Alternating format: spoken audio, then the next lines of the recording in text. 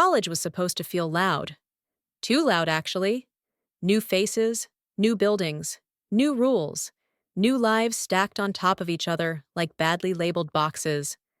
That's what Lena thought when she arrived on campus with 2 suitcases, a tote bag, and the kind of excitement that made her talk a little too much when she was nervous. She had imagined her roommate would be normal, friendly, talkative, someone who would complain about classes and laugh too hard at bad jokes. She did not imagine Rowan. Rowan barely spoke when they met for the first time. She stood in the doorway of their shared apartment, one hand on the doorframe, backpack still on, like she hadn't fully decided to come in. Short hair, loose clothes, calm eyes that didn't rush to fill silence. "Hi, you must be Rowan, right? I'm Lena," Lena said, already smiling, already talking. Rowan nodded. That was it. No smile, no follow-up question. Just a nod, quiet and contained, like words were something she used only when absolutely necessary. Lena laughed awkwardly and kept going anyway. She talked about her classes, about how hard it was to find parking, about how she got lost twice, even though she swore she had checked the map. Rowan listened, or at least, she stayed in the room. Their apartment was small but clean. 2 bedrooms, a shared kitchen, a couch that looked like it had survived several generations of students. Lena tried to make it feel alive right away. Soft music playing, shoes kicked off in the hallway, decorations already planned in her head. Rowan unpacked quietly, efficiently, like she'd done this before. Days passed. They settled into a rhythm that wasn't really shared. Lena talked. Rowan answered with short sentences, if at all. Lena invited Rowan to campus events. Rowan declined without explanation. Lena filled the silence. Rowan never interrupted it. It wasn't rude. It wasn't cold. It was just distant. Rowan spent most of her time studying or disappearing for hours without saying where she was going. Lena assumed she just didn't like people. Or maybe she didn't like her. Still, Lena tried. Notes on the fridge, questions about her day, comments about the weather, assignments, random things that didn't really matter. Rowan always listened. Sometimes she answered, sometimes she didn't. And yet, she never told Lena to stop. At night, when Lena came home late from hanging out with friends, Rowan's bedroom light was often still on. Lena would hear movement, a chair shifting, pages turning. They lived together without touching each other's worlds. Until one night, Lena noticed something small. She came home laughing, phone in hand, still texting her friends. She didn't realize how late it was, didn't realize how quiet the apartment felt. Rowan was sitting on the couch, fully dressed, phone face down on the table, not scrolling, not watching anything, just waiting. "Oh, sorry, did I wake you?" Lena asked. Rowan shook her head. "No." That was all. But Lena noticed something in Rowan's posture. Tension. Alertness. Like someone listening for a sound that hadn't arrived yet. Lena brushed it off. Probably nothing. She went to her room, changed, and fell asleep quickly, surrounded by noise in her head and warmth in her chest from the night she'd had. Rowan stayed on the couch a little longer.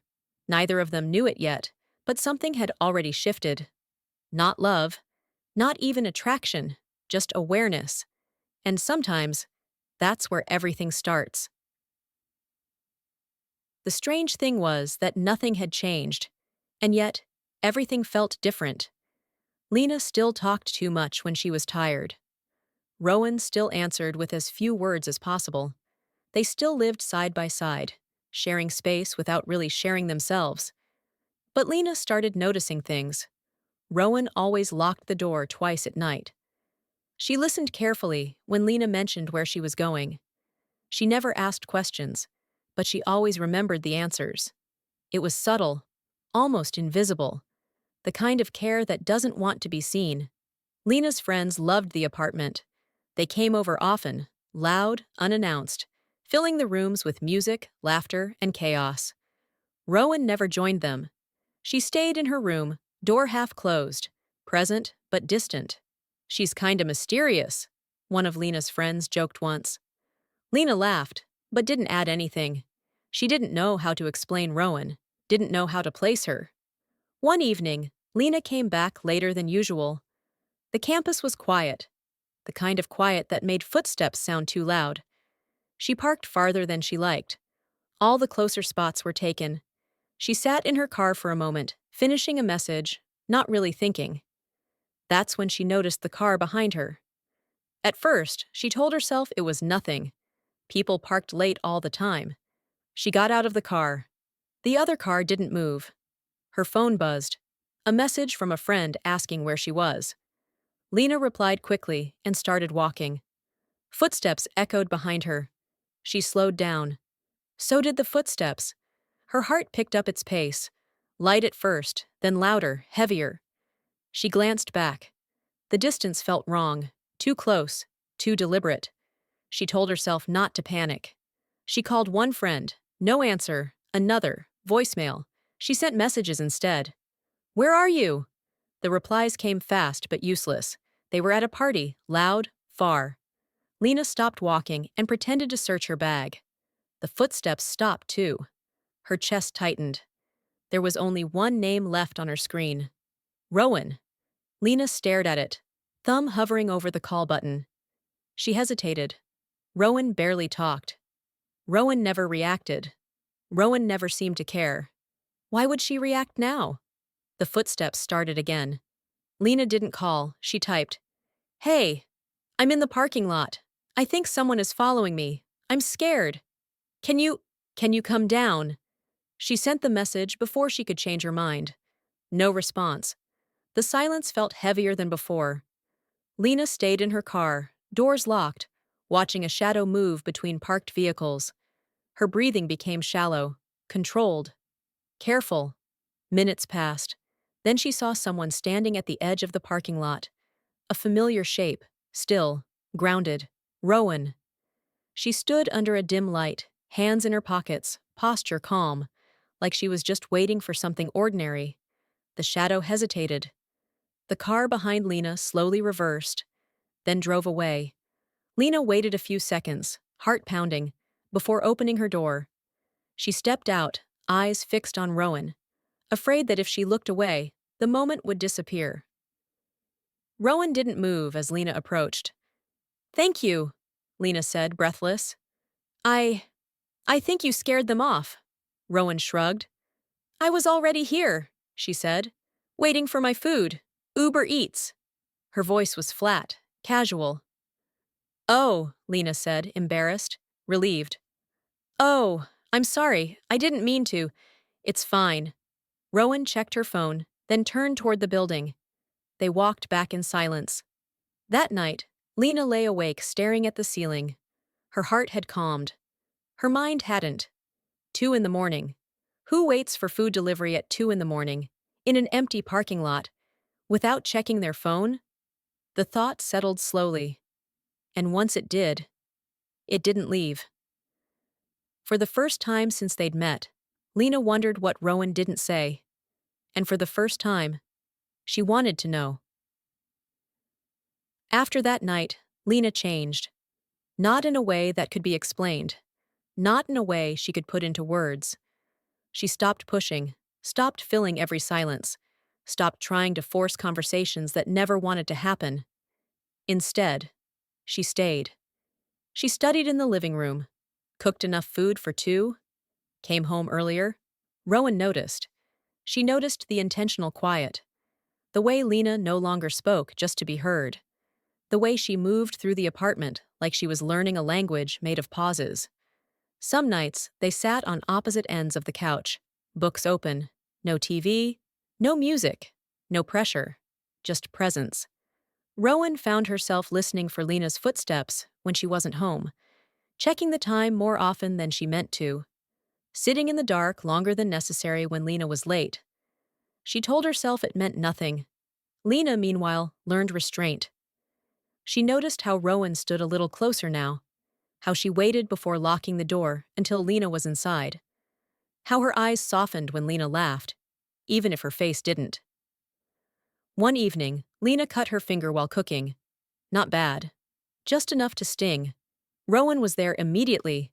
Too fast. "Sit," she said. She took Lena's hand without hesitation. Cold water, careful pressure, a paper towel wrapped neatly around the cut. Her touch was firm, steady, focused. Lena watched her, heart loud in her chest. "You don't have to," she started. "I know," Rowan replied. Their eyes met, for 1 second too long. Rowan let go first. Later that night, they talked. Not about anything important. Not about feelings, just talking. Classes, music, childhood memories shared in fragments. Rowan spoke more than she ever had before. Lena listened. Something balanced between them. The distance shrank, without either of them stepping forward. A few days later, Lena came home soaked from the rain. Rowan handed her a towel without a word. Their fingers brushed. Neither of them moved. The apartment felt smaller, warmer. Lena laughed softly. "You know," she said, "you're really bad at pretending you don't care." Rowan froze. For a moment, Lena thought she'd gone too far. Then Rowan looked away. "I care," she said quietly. "Just differently." That night, Lena lay awake smiling. Rowan didn't sleep at all, because pretending had become harder than telling the truth. And both of them were standing dangerously close to a line they still hadn't named. It didn't happen all at once. There was no dramatic confession, no sudden realization spoken out loud, just small moments that refused to stay small. Rowan started coming home earlier. Lena stopped pretending she didn't notice. They shared meals at the kitchen counter, shoulders brushing, silences that felt full instead of empty. Sometimes Lena caught Rowan watching her. Sometimes Rowan caught Lena doing the same. Neither looked away fast enough.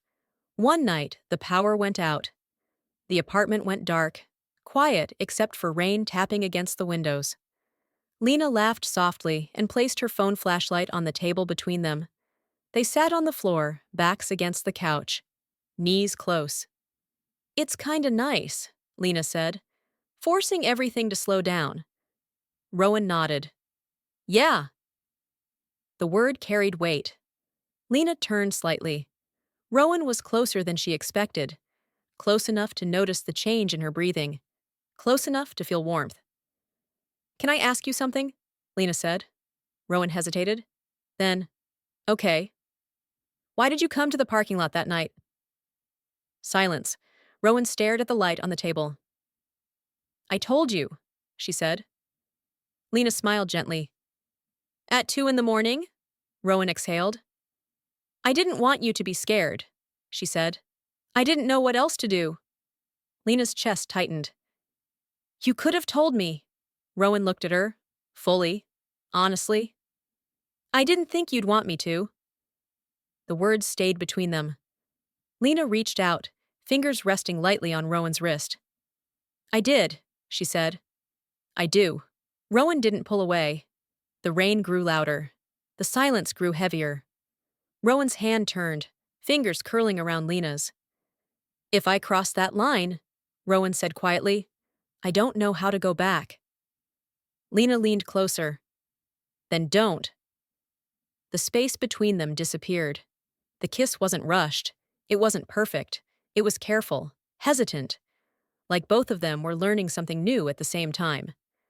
When they pulled back, foreheads still touching, neither of them smiled. They just breathed. Later, when the lights came back on, nothing looked different. Same couch, same walls, same apartment. But they were no longer just roommates. They never were. Just don't shake my bones the way you do. I shouldn't want you like that.